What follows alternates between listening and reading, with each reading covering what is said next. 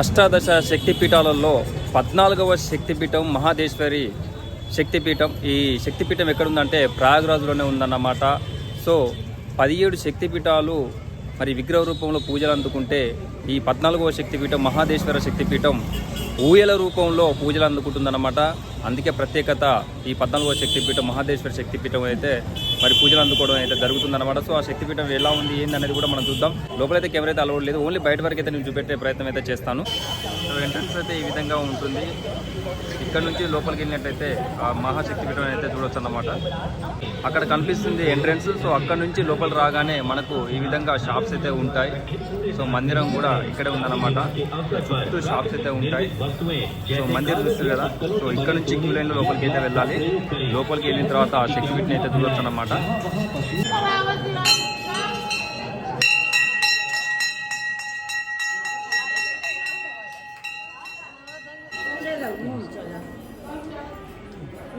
అమ్మవారికి తీసుకొచ్చిన ఆ అగరబత్తి, బొట్టు, ఆరతి అన్నీ కూడా మనం ఇక్కడే వెలిగించాల్సి ఉంటుంది.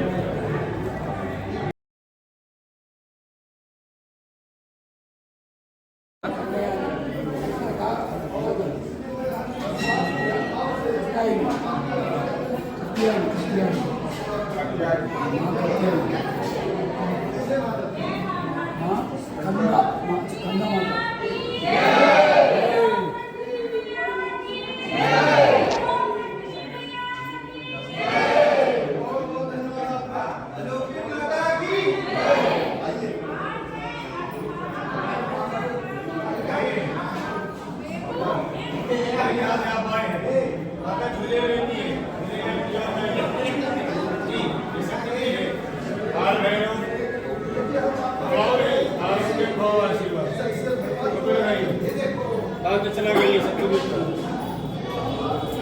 से क्या मतलब स्वामी जी जब तक करते हैं टीका लगाने के बाद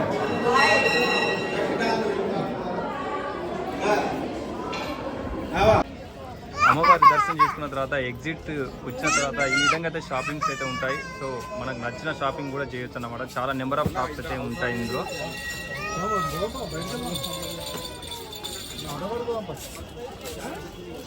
షాపింగ్ చేయాలనుకుంటే ఎగ్జిట్ వచ్చినాక చాలా రకాల షాప్స్ ఉంటాయి. ఇక్కడ మనకు నచ్చిన షాపింగ్ చేసుకోవచ్చు, నచ్చిన వస్తువు కూడా కొనుక్కోవచ్చు అన్నమాట.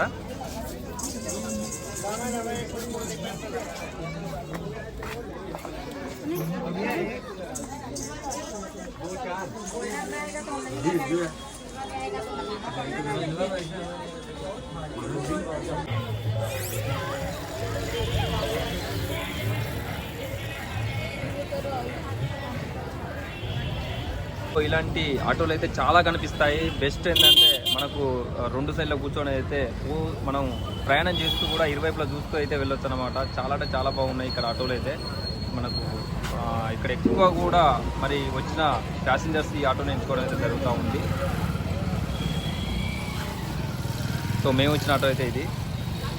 సో మన అన్న కూడా చాలా మంచి పొద్దు నుంచి అయితే మాకు కంప్లీట్గా మాతో పాటే అన్ని క్షేత్రాలను చూపెట్టడం అయితే జరిగింది. అన్ని ప్రదేశాలను అయితే అన్న దగ్గర నుండి మాకు ఎలాంటి రిస్క్ లేకుండా అయితే చూపెట్టడం అయితే జరిగిందన్నమాట.